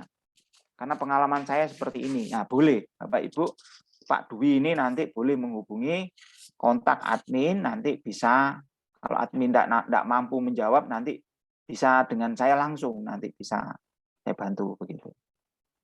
Begitu Mbak Miza. Oke, baik, terima kasih Prof. Rido. Baik, selanjutnya Prof, pertanyaan dari Pak Arifin.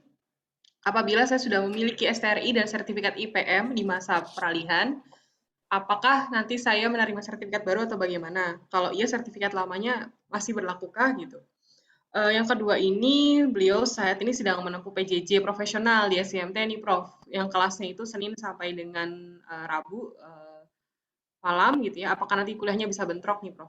Ya, jadi nomor 1 dulu ya. Ya. Jadi STR ini sebenarnya urutannya itu kita harus punya KTA dulu, ya.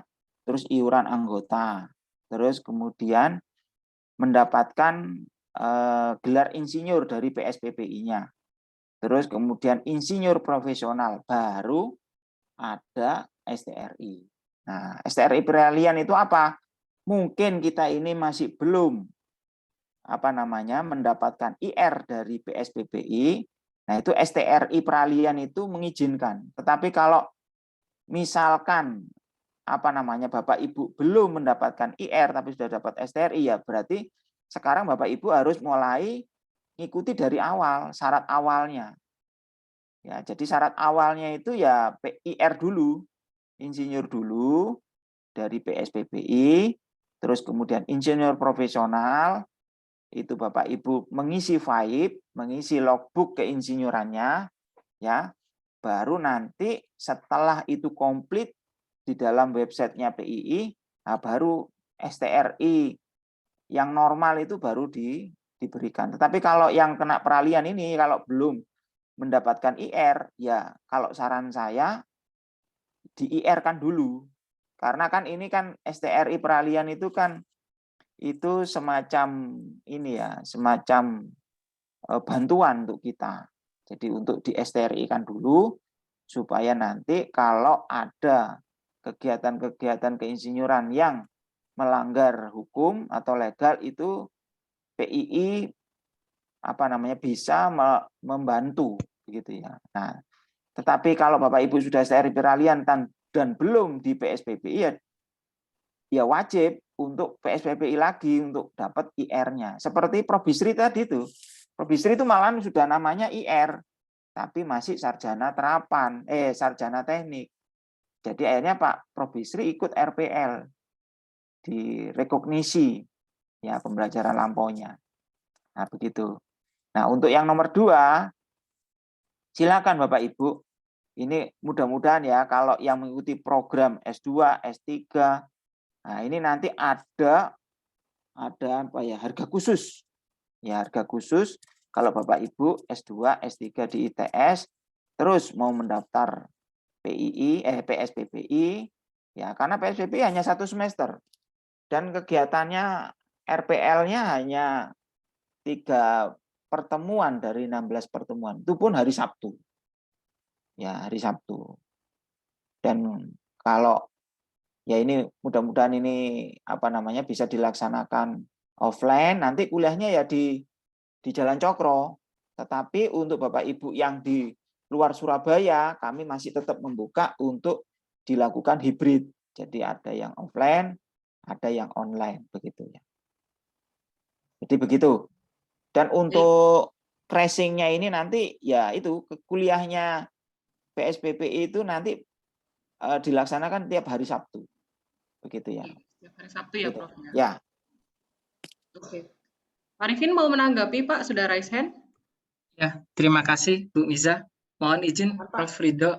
Jadi Prof untuk memastikan lagi yang untuk poin nomor 1, berarti nanti saya akan mengikuti PPI ini, kemudian nanti akan mengisi FAIP ulang atau bagaimana Pak ya? Karena waktu itu kan FAIP sudah saya isi dan untuk yang gelar IPM-nya sudah saya peroleh. Cuman memang dari PII menyarankan saya untuk mengikuti program PPI supaya nanti STRI-nya bisa diperpanjang begitu, Prof. Iya, betul. Jadi betul, Pak. Jadi IPM. Jadi begini, Pak.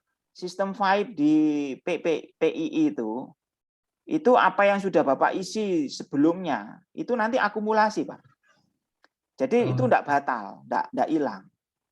Nah, ternyata Bapak ini sekarang kegiatan keinsinyurannya terus diupdate. Nah, nanti kan ada kemungkinan IPM-nya ini naik jadi IPU. Jadi enggak hilang, Pak. Nah, begitu. Ya, jadi untuk Bapak nanti kalau di PSPPI berarti Bapak kan sudah enak. Tinggal kan ada kuliahnya yang 12 SKS itu Bapak sudah punya pengalaman ngisi FAIP. Nah, tinggal ditunjukkan nanti. Sudah enggak capek-capek. tunjukkan aja, di print saja file-nya, tunjukkan ke dosennya, pengampunya itu, ya sudah, Bapak tidak perlu capek-capek sudah. Ini apa logbook kegiatan keinsinyuran saya. Begitu Pak Arifin. Ya, baik. Terima kasih penjelasan nomor 1. Yang untuk nomor 2, Pak, ini kan kuliah saya biasanya Senin sampai Kamis di PJJ profesional. Berarti tidak mungkin bentrok, Pak, ya, karena kuliahnya saya dengar Sabtu. Sabtu, ya, Sabtu. Baik. Aman, Insya Allah. Aman. Ya, aman, berarti aman. Jadi bisa dapat 2, Bapak. Jadi tetap dapat PJJ dan dapat PSPPI. Dan juga dapat harga khusus ya, Prof, ya, untuk ikut ada program. harga khusus. Mumpung Bapak di ITS ada harga khusus. Monggo, dimanfaatkan. Yang terakhir, Prof, mungkin minimal harus mengikuti berapa semester untuk bisa 1 semester aja. PSPP hanya 1 semester. Karena ada Bapak, yang S1-nya tahun berapa, Bapak? S1-nya? Saya S1 lulus tahun 2006, Pak. Oh, ya berarti kan sudah 16 pengalaman, 16 tahun pengalaman. Monggo, Pak, betul, langsung RPL, terus kemudian manfaatkan harga khusus S2, S3 di ITS, PJJ di ITS ini supaya ya lebih dapat semuanya, Pak, gitu. Ya, baik. Terima kasih Pak Ridho penjelasannya. Terima kasih. Baik Pak Arifin, terima kasih banyak untuk pertanyaan dari Pak Arifin ini. Selanjutnya pertanyaan dari Pak Adam terkait pengalaman kerja minimal 2 tahun. Pengalaman tersebut yang diakui minimal 2 tahun itu harus relate dengan background sarjananya. Case-nya Pak Adam ini, Pak Prof Ridho, lulusan teknik lingkungan, lulus 2016. Dari mulai lulus sampai dengan sekarang ini sudah 5 tahun lebih pengalaman kerjanya. Full semuanya hanya di bidang ini ya, HSE K3L ya. 1 tahun di perusahaan oil and gas dan 4 tahunnya di salah satu konstruksi BUMN. Apakah bisa mengikuti program profesi keinsinyuran dengan pengalaman kerjanya seperti itu, Prof? Bagaimana? Ya, jadi ini makanya seperti pertanyaannya siapa tadi ya yang tentang. Jadi kalau Bapak Ibu ragu tentang pengalamannya itu, silakan nanti kontak ke admin ya. Karena di sini HSE, K3L ini kan juga masuk di keinsinyuran kan ini. Ya, ini masuk di keinsinyuran juga ini. Terus apalagi Bapak ini menyebutkan perusahaan konstruksi. Nah, ini kan juga tidak mungkin kalau konstruksi tidak ada keinsinyurannya ini. Begitu ya. Nah, mungkin kan Bapak Ibu ini kan, ya saya ini teknik lingkungan, tapi kegiatannya ini, ya memang kan tidak bisa Pak. Kita itu mutusin misalkan ya, saya teknik sipil, terus harus di bidang saya sipil kan enggak. Jadi mungkin nanti bisa saya itu bisa berada di ya sipil tapi enggak sipil murni mungkin begitu ya. Jadi silakan Bapak kalau ragu itu boleh nanti koordinasi dengan kami. Jadi nanti bagaimana membahasakan ini pengalaman keinsinyurannya ini gitu ya.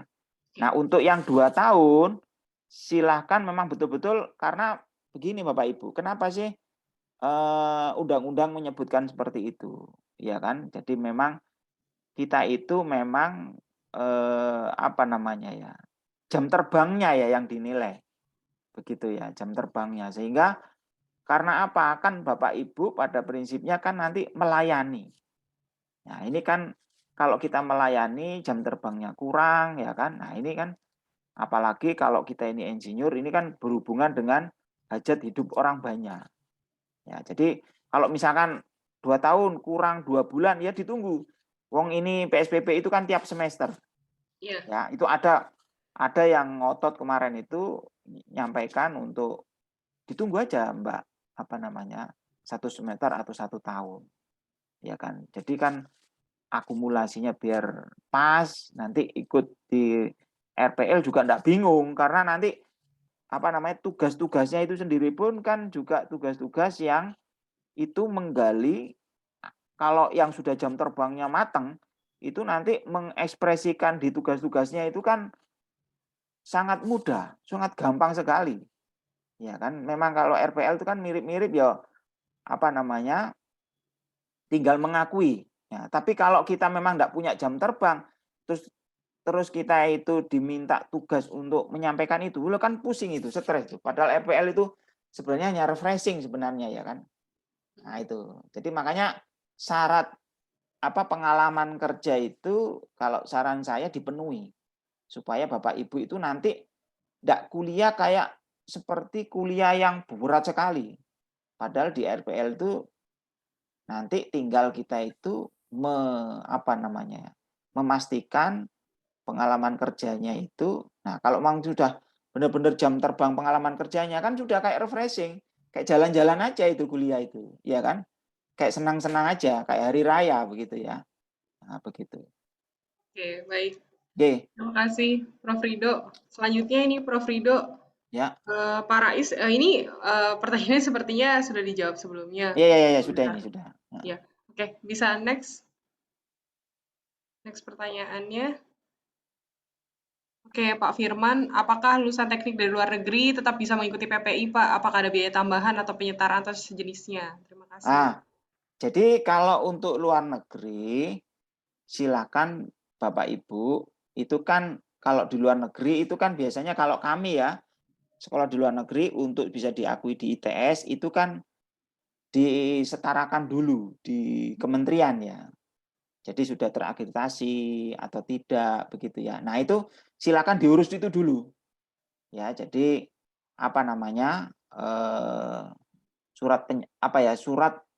surat dari kementerian ya, biasanya kalau memang sudah kampusnya memang kampus yang sudah terkenal, Bapak Ibu kan enak, tidak lama berarti dari kementerian begitu ya. Tapi kalau itu misalkan perguruan tingginya belum ada di di pendataannya kementerian gitu kan, Bapak harus menunggu itu. Nah, ini kalau saran saya mumpung masih ada waktu segera diurus saja. Ya, mungkin kalau sudah punya akreditasi, punya apa ya kan, terus sudah ada surat yang diakui oleh kementerian, ini enak. Begitu ya. Jadi PSPPI itu kan memang dinilai RPL itu memulai menilainya kan dari S1-nya. Jadi hitungan pengalaman 2 tahun, 3 tahun, 5 tahun begitu ya. Itu adalah dari tahun lulusnya. Nah, karena Bapak Ibu itu ini lulusan luar negeri, jadi mohon nanti mungkin ya, jadi atau mungkin Pak Firman boleh kontak ke admin kami ya. Seumpama ada informasi misalkan perguruan tingginya itu apa dan itu sudah dengan kementerian sudah diakui. Nah, itu kan tidak perlu capek-capek lagi begitu ya. Nah, begitu. Itu ya, jadi tidak perlu tidak perlu risau ya. Jadi ke admin aja. Nanti admin bisa bantu dan membantu mencarikan datanya. Prof, ini ada pertanyaan yang lain, Prof. Sebenarnya di kolom chat masih ada, selain yang tadi di slide. Ini saya coba bacakan dari Pak Narendro Ariwisnu, beliau menanyakan kalau beliau ini sarjana teknik, pengalamannya industri software engineer atau telekomunikasi. Perlu nggak sih, Prof, untuk ngambil PPI ini, Prof? Loh, kan tadi disebutkan sama Prof. Bisri, ya, jadi kalau nanti suatu saat ya kita itu Undang-Undang 2014 itu diberlakukan, terus ada efek resiko dari pengalaman kerja ini, ya ternyata ada yang kurang baik. Kalau Bapak Ibu tidak punya keanggotaan PII, ya berarti PII tidak bisa melindungi secara legalnya, begitu. Jadi harapannya ikut PSPPI ini kan harapannya kan para insinyur itu kan di dalam satu rumah, gitu ya. Jadi kalau ada apa-apa ya kepala rumah tangganya ini yang nanti yang akan bertanggung jawab, begitu ya. Ya memang saat ini memang memang kalau untuk industri software kan ringan, tidak ada efek apa. Tapi kan suatu saat kan mungkin ini ya, mungkin nanti kan suatu saat mungkin perubahan politik, perubahan apa kan mungkin ini kan yang membuat ini kan pasti bisa dilacak, ya kan. Oleh sebab itu supaya Bapak Ibu karena Bapak Ibu punya sejarah di keinsinyuran mulai dari S1-nya dan ya enggak apa-apa kalau saran saya ya mengambil PSPPI begitu. Disarankan untuk mengambil juga gitu ya Prof ya, Ya, untuk betul, program betul. PPI ini. Iya, Oke. betul. Dan lagi juga hanya 1 semester ya Prof ya untuk 1 semester aja. 1 semester aja gitu. 1 semester untuk RPL, ya. Oke. Baik, pertanyaan selanjutnya dari Pak Eka ini. Beliau ini melaksanakan tugasnya ini menjadi Pokja tender pekerjaan konstruksi dan konsultan konstruksi, kemudian menjadi tim teknis dari PPK. Apakah pengalaman tersebut dapat diakui dalam portofolionya, Prof? Oh ya, bisa ini. Karena ini kan punya tanggung jawab ini kan. Dan harus tahu detail ini kan. Spesifikasi, gambar-gambar, ya kan. Terus apa namanya? Yaitu spesifikasi teknis kan dia harus tahu ini, ya kan. Kalau tidak tahu terus kemudian apa namanya? Speknya tidak sesuai apa namanya? Hasil pekerjaan dengan spek tidak sesuai kan ya nanti bisa dituntut juga itu. Iya wajib ini. Apakah iya ini bisa ditulis ini Bapak. Sehingga nanti Bapak Ibu bisa nulis. Jadi misalkan apa namanya? Kenapa spesifikasinya seperti itu? Ya kan mungkin dari kebutuhan masyarakat akhirnya harus membuat pekerjaan ini. Kan itu yang mendeskripsikan kan insinyur itu. Iya kan? Iya. Baik. Itu. Prof, selanjutnya ini loh, Prof, pertanyaan dari Pak Hendra Bakti. Beliau ini sedang menempuh PJJ eksekutif nih, Prof, di MMTITS. Nah, ini sebenarnya kaitannya sama bentrok nggak sih jadwal kuliahnya, Prof, gitu? Karena kan kuliahnya juga sama gitu, Sabtu, kuliah di PPI juga Sabtu. Terus ujian akhirnya ini apakah bisa online gitu? Karena sedang tugas luar negeri juga. Oh ya, jadi begini Bapak Ibu. Jadi apa namanya ya? Kalau di PPI itu karena kan memang nanti basic kuliahnya itu kan tugas ya, tugas. Jadi kalau tugas ini, jadi Bapak Ibu nanti bisa berkoordinasi dengan dosennya, disampaikan. Jadi pasti misalkan apa kuliah itu kan hanya sekedar untuk koordinasi saja sebenarnya. Ya, berkoordinasi untuk apa namanya? Ibarat kalau pos pengecekan itu ya pos pengecekan di tengah semester, jadi tugasnya itu nanti dicek di tengah semester, dicek di akhir begitu. Ya, jadi memang Bapak Ibu yang ada di MMT ini, kalau saran saya, ini kan tidak ada data ini di semester berapa, dia semester 1, apa 2, apa 3, apa 4 begitu ya. Jadi silakan nanti kontak admin, nanti bisa kita berkoordinasi. Ya. Baik, Begitu. terima kasih Prof. Selanjutnya pertanyaan dari Pak Subali. Apakah ada masa berlaku atau kadaluarsanya dari program STRI ini? Ya, jadi Pak Subali ini mungkin belum paham ya apa itu STRI. Jadi STRI itu Pak, itu adalah surat izin dari insinyur Pak, praktek keinsinyuran. Kan kepanjangannya surat tanda registrasi insinyur ya, Prof. Bapak itu sudah legal. Ya, Bapak mau melayani apa kegiatan konsultan, konseling, ya kan, konseling engineering, mau Bapak melaksanakan pelaksanaan engineering, ya. Nah, STRI ini apa namanya? Secara normalnya itu kan prosesnya kan harus dari awal, Pak. Jadi kita apa namanya? Menjadi anggota PII. Ya, akhirnya nanti diberi kartu tanda anggota PII. Jadi otomatis tiap tahun kita harus apa namanya? Memberikan kontribusi sebagai anggota tiap tahun. Anggota Ya, profesi ya, Prof. ya. Profesi Jadi ya, kalau Prof. ada KTA-nya, nah biasanya KTA ini di program PSPPI itu sudah langsung kalau yang belum punya langsung dibantu untuk dibuatkan.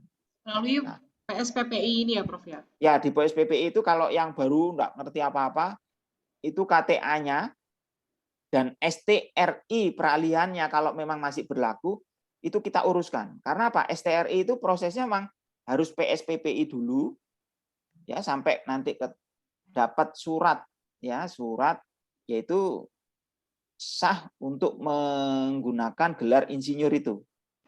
Ya, terus kemudian kita mengajukan, karena di program PSPPI itu Bapak Ibu langsung ngisi FAIB, mengisi logbook, mengisi kegiatan keinsinyurannya. Nah, sehingga otomatis di FAIB-nya itu, di webnya itu nanti Bapak Ibu bisa tahu saya berada di insinyur profesional apa, pratama, muda, atau utama, kan gitu ya. Nah, setelah Bapak Ibu memiliki insinyur profesional ini, nah baru STRI-nya dikeluarin. Nah, karena kemarin itu kan ada kebijakan STRI peralihan, jadi yang belum punya gelar IR itu boleh.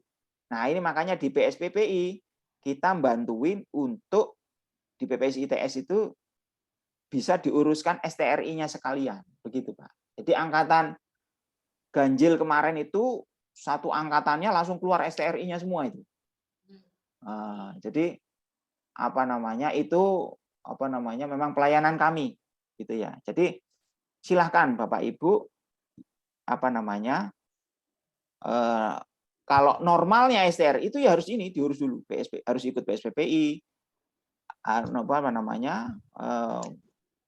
mengurus insinyur profesionalnya ya, apakah masuk di IPP, IPM atau IPU. Nah, baru kita mengurus, baru terurus nanti STRI-nya itu. Ya, tapi kalau di PSPP ITS ini kami bantu untuk STRI-nya ini juga sekaligus bisa diurus begitu ya, Bapak Ibu. Pengalaman dari yang wisuda kemarin begitu ya. Oke, baik. Nah, jadi ini ya kadaluarsa ya kalau STRI peralihan 3 tahun. Ya kalau STRI yang normal, STRI peralihan itu apa? STRI yang ngelompat itu. Ya, tapi kan kemarin kan sudah habis itu Maret tuh. Ya kan sudah habis. Jadi makanya Bapak Ibu ya harus PSPPI, wajib PSPPI, insinyur profesional baru dapat STRI. Kalau STRI yang normal ini kurang lebih ya 5 tahun Bapak Ibu. Ya, kadaluarsanya. Baik, Prof. Ini pertanyaan-pertanyaan selanjutnya ini kaitannya sama ini, Prof. Pengalaman bekerjanya itu dan bagaimana apakah beliau itu juga bisa eligible gitu untuk mendaftar di PSPPI ini, Prof. Beberapa pertanyaan yang masuk ini rata-rata nanyainnya itu tentang pengalaman kerjanya beliau gitu ya, yang latar belakangnya. Misalnya saya dari Pak Arsenius dari Kabupaten Landak, Provinsi Kalimantan Barat. Saya akan bacakan sekalian ya Prof ya beberapa case-nya ini. Jadi yang pertama dari Pak Arsenius ini, beliau mengatakan bahwa lulus ST pada tahun 2018, kebetulan bekerjanya di salah satu perusahaan konstruksi swasta gitu ya. Saat ini dipercaya sebagai direktur sebuah PT Mitra Bersama Group. Nah, apakah sudah bisa ikut nih untuk RPL PPITS ini, Prof? Kalau di konstruksi, kalau di konstruksi seperti ini ya sudah bisa ini sebenarnya. Sudah bisa ini. Bisa ya Prof ya. Oke, Pak Arsen, Bapak bisa ya Pak untuk join di program kami ya PPITS. Nah, selanjutnya ini Pak Agung nih Pak. Apabila memiliki total pengalaman kerja ini 4 tahun Pak dan memiliki pengalamannya ini di beberapa industri lebih dari satu bidang. Nah, itu termasuk bisa RPL nggak, Prof? Ya, jadi prinsipnya 4 tahun itu Bapak Ibu kan bisa ngukur. Keinsinyuran itu kan ya kompetensi keinsinyuran kan dipakai.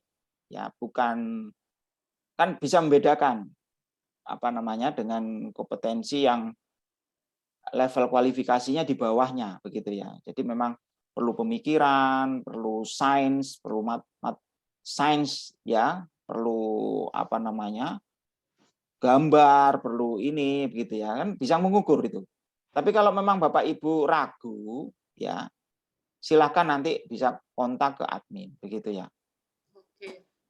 Karena ini datanya tidak jelas ini ya kan, di beberapa industri apa. Industrinya apa ya? Iya. Kalau tadi kan konstruksi Pak itu kan jelas. Ya, mungkin Pak Eko Siswoyo bisa memberikan tanggapan di kolom chat ya Pak, atau bisa raise hand juga. Nah, selanjutnya Prof, ini pertanyaan dari Pak Eko Siswoyo. Beliau ini lulusannya Kimia MIPA, Prof, tahun 1999. Pengalamannya bidang quality industry, makanan, 12 tahun, dan bidang produksi, quality PPIC, dan project barunya ini part otomotif udah 10 tahun. Apakah diperkenankan ambil program insinyur RPL ini, Prof? Karena tadi kimia gitu, Prof. Ya, kalau di luar insinyur dan sarjana teknik dan sarjana terapan, sarjana pendidikan atau sains, sarjana sains. Jadi ini minimal pengalamannya 5 tahun. Kalau dihitung tambah 5 tahun kan Bapak ini kan sudah 23 mungkin ya, Prof. 23 tahun. Nah, cukup ini, sudah bisa. Boleh ini, Pak. Oke, Boleh, Pak Eko Siswoyo ini boleh. Ya, Pak, ya, karena ini kan ada kata kuncinya kan apa? Industri. Industri ini pasti ada ke-engineeringannya ini. Ada quality, ada PPIC, ya kan? Nah, itu part otomotif. Ini enggak mungkin, ini pasti keinsinyuran dipakai itu, ya kan? Oke, saya coba bacakan lagi nih, Pak, pertanyaan selanjutnya dari Bapak atau Ibu Zulifa. Prof mau tanya, nantinya untuk tugas dan seminar itu seperti apa ya gitu? Apakah seminar nanti seperti waktu seminar proposal tugas akhir seperti S1 lalu gitu ya di ruang umum atau bagaimana? Nah, ini sudah tahu bocorannya tugasnya ini ya. Silakan, Prof. Ya, jadi Bapak Ibu itu mungkin dulu itu hanya praktek keinsinyuran saja, tapi belum pernah punya pengalaman untuk presentasi, membahasakan di depan umum. Nah, ini makanya tiga pertemuan ini kan salah satu tugas-tugasnya Bapak Ibu ini nanti akan membantu ke sana. Jadi biar kita itu kompetensi minimumnya di PSPPI itu dapat. Ya, jadi presentasinya ya enggak di depan umum Bapak Ibu, ya di depan kelas itu aja, di depan teman-teman, dinilai Bapak Ibu dosen begitu ya. Nah, itu aja. Ya, jadi enggak seserem seperti kayak kita proyek akhir dulu, tidak. Dan proyek akhirnya sendiri pun itu Bapak Ibu ya proyek akhir sesuai dengan proyeknya Bapak Ibu dan itu sesuai dengan dosennya kan gitu ya. Ada dosen pembimbingnya juga ya. Enggak sesulit kalau RPL ini ya. Ini Bapak ini mau RPL atau reguler? RPL ini ya, Bu Zulfa ini ya mungkin ya. Iya. Kalau RPL ya, karena RPL begini Bapak Ibu. Prinsipnya kan kita mengakui ya semua kegiatan keinsinyuran Bapak Ibu. Nah, itu untuk kami konfirmasi kembali. Jadi ini ya kalau Bapak Ibu memang sudah punya jam terbang dan mengerjakan itu, ya kuliah PSPP ini kayak refreshing Bapak Ibu. Ya, begitu aja. Ya. Oke, baik. Pernyataan Prof. Rido tadi juga mengenai pengalaman minimal 5 tahun bagi sarjana non-teknik ya Pak ya, untuk sains dan sarjana pendidikan. Sarjana pendidikan ini menjawab juga nih pertanyaannya Pak Ginanjar tadi, Prof nanyain apakah lulusan dengan non-teknik seperti SPD itu kalau mengikuti program PPI ini, ya RPL ini harus memiliki pengalaman 5 tahun. Iya benar Pak, 5 tahun. Kalau di 5 tahun gitu ya Pak. 5 tahun. Karena di beberapa perguruan tinggi itu yang mengharuskan minimal 6 sampai 8 gitu. Nah, ini Pak Ginanjar sekaligus mengkonfirmasi jawabannya ya Pak ya. Nah, ini pertanyaan selanjutnya saya bacakan tentang latar belakangnya Pak ya, latar belakang pengalamannya nih Pak. Masih dengan topik yang sama, jadi dari Pak Arief mengatakan bahwa saya lulusan teknik mesin nih 2004. Sekarang profesi saya sebagai Project Control Management, apakah diperlukan mengambil program ini? Gitu Prof. Oh iya, karena Bapak ini kan leader ini kan dalam suatu proyek. Berarti Bapak harus melider beberapa para insinyur di situ, ya kan? Jadi kalau memimpin insinyur, kalau pimpinannya enggak punya IR kan nanti suatu saat ada legal hukum yang mungkin Bapak itu ya kan enggak ngerti ya selipnya di mana. Nah, Bapak enggak bisa dibantu sama PII nanti. Nah, supaya bisa dibantu ya Bapak wajib ini mengikuti PSPPI begitu ya. Oke. Sedangkan ada di Jakarta, oh boleh Pak, karena ini kan yang keluar di Surabaya bisa online. Iya, yang di luar di Surabaya bisa online ya Pak, yang tadi menanyakan kuliah hybridnya gitu. Jadi kuliahnya memang hari Sabtu juga. Oke, dan bisa online. Baik, Prof, ini ada 2 pertanyaan yang masih berkaitan nih Prof dari tadi Bapak atau Ibu Zulifa dan Pak Hendra Bakti. Pertanyaan ini mirip Prof. Jadi mau nanya gini Prof. Setelah kita sudah mendapatkan gelar IR gitu ya, nah itu pengaruhnya ke perusahaan kita atau ke dirinya kita sendiri itu apa gitu Prof? atau hanya sekedar gelar atau apa gitu. Nah, Pak Hendra Bakti menanyakannya seperti ini, secara administratif ini apa sih manfaatnya IPU dan IPM dalam bekerja atau tender? Ya, jadi begini Bapak Ibu. Jadi IR tadi itu adalah pondasinya Bapak Ibu untuk memperoleh STRI. Ya, kalau STRI peralihan itu betul-betul sudah ditutup, Bapak Ibu itu ya harus IR dulu, nanti dicek posisi insinyur profesionalnya di mana, IPM atau IPU, ya. Nah, baru Bapak Ibu akan memperoleh STRI. STRI ini apa? Surat izin.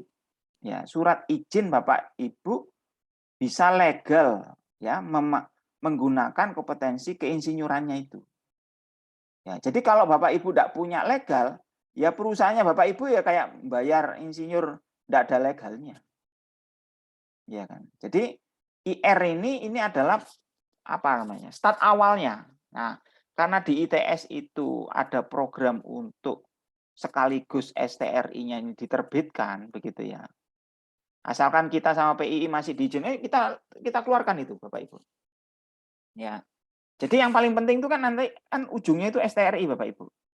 Nah, di prosesnya STRI itu kita itu harus IR dulu lewat PSPPI begitu ya. Nah, IR dulu, terus kemudian langkah berikutnya itu insinyur profesional IPP, IPM atau IPU. Nah, baru kita akan dinilai STRI-nya layak enggak dikeluarkan, begitu. Oke. Prof, ini ada pertanyaan juga nih Prof, masih ada lanjutannya nih Prof dari mengenai gelar tadi ya Prof ya. Dari Pak Waluyo menanyakan gini, apakah gelar insinyur ini nantinya pada praktek keinsinyuran jika tidak punya gelar tersebut maka akan menjadi delik aduan atau bukan Prof? Gimana Prof?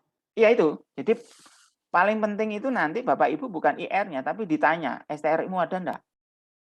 Nah, syaratnya STRI itu pasti dia harus ber-IR dulu. Gitu.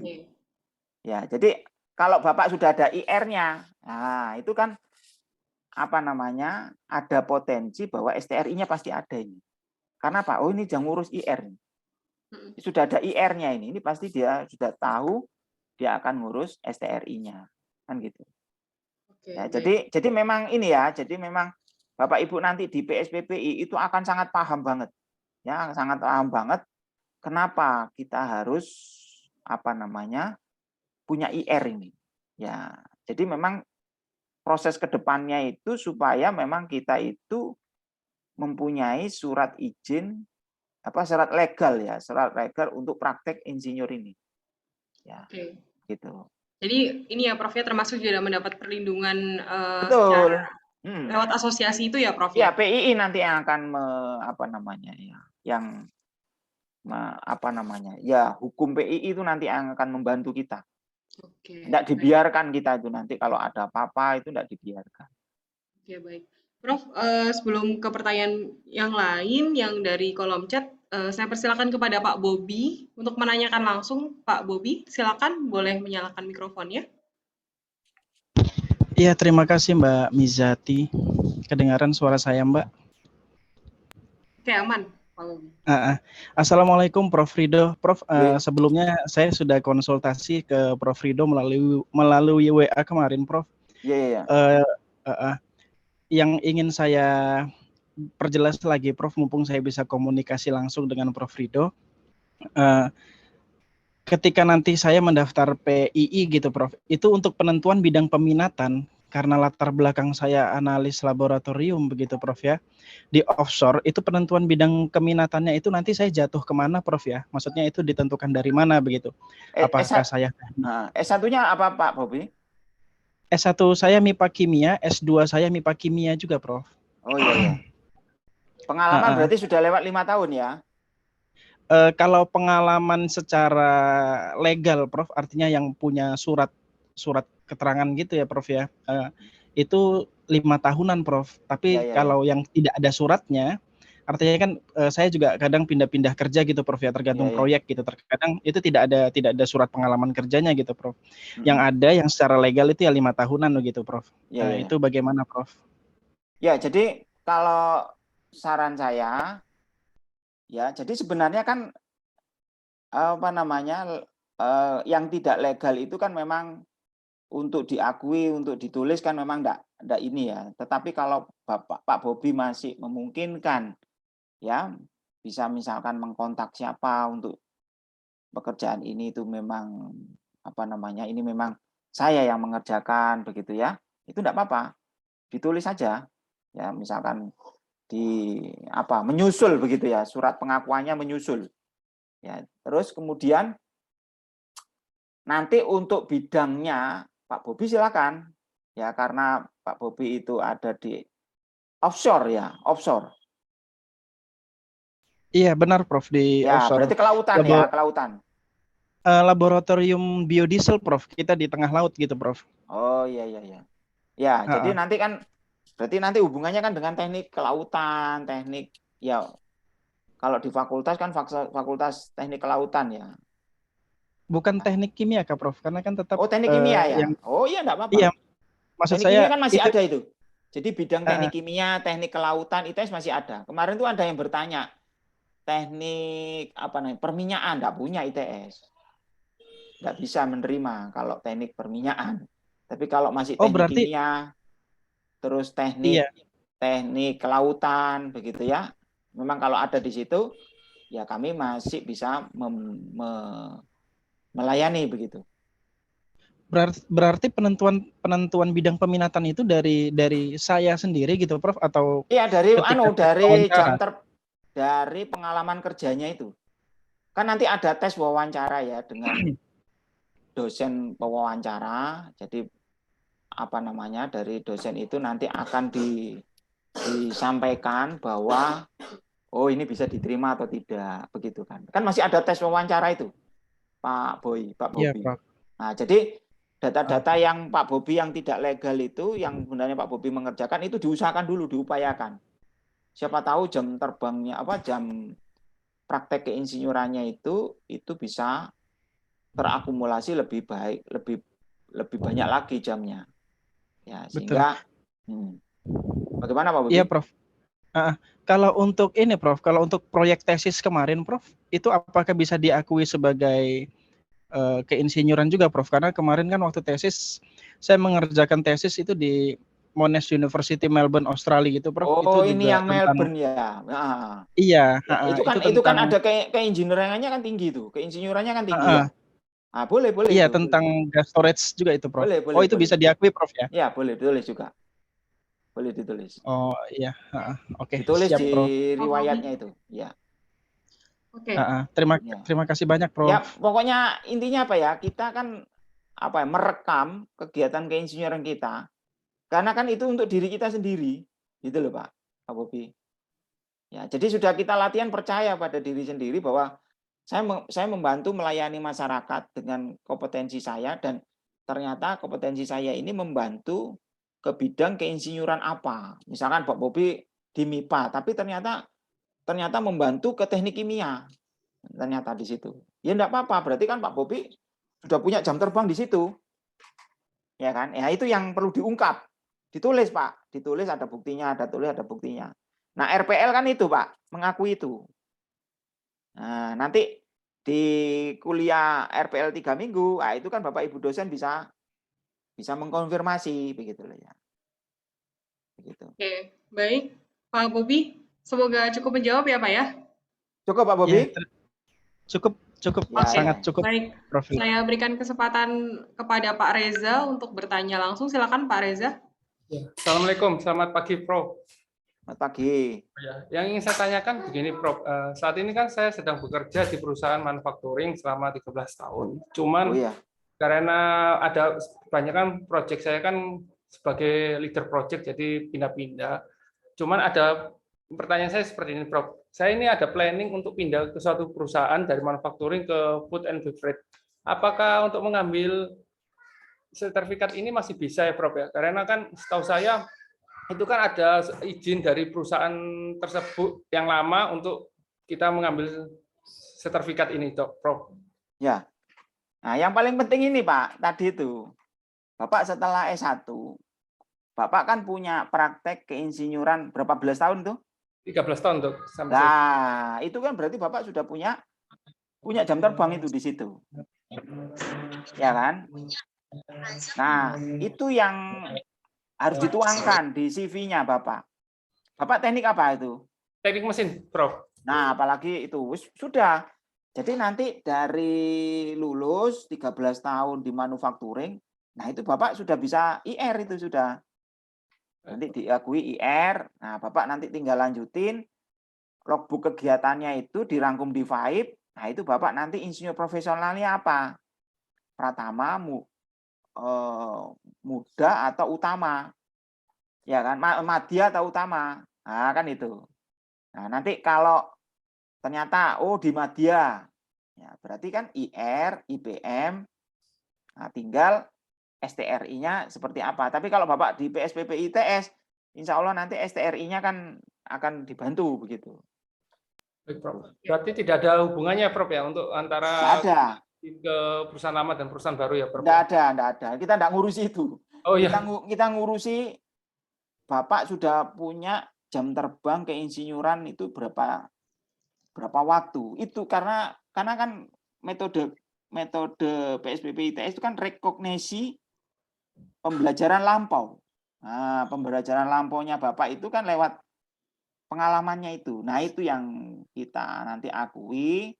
Kalau memang sudah memenuhi, nah, Bapak nanti bisa di wisuda, apa namanya, dinyatakan boleh memasang IR-nya itu.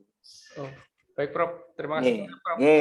Baik, Pak Reza, terima kasih atas pertanyaannya. Baik, Bapak Ibu, untuk saya ingatkan kembali ya, untuk pembukaan pendaftaran ini dibuka sampai dengan 17 Juli 2022. Jadi Bapak Ibu masih punya kesempatan untuk menyiapkan persyaratannya gitu ya untuk mendaftar di program profesi insinyur ITS ini. Baik, Prof. Rido, terima kasih banyak sudah menjawab di sesi Q&A ini, Prof. Kita menuju penghujung acara. Baik, Bapak Ibu, terima kasih atas pertanyaan yang sudah masuk, dan kalau misalnya kami rangkum gitu ya, kami dan tim merangkum ini, pertanyaan ini kurang lebih sama gitu, Prof, tentang kebanyakan ini pengalaman saya di bidang ini gitu, pendidikan saya seperti ini, apakah itu bisa eligible gitu untuk masuk ke dalam PPI ITS.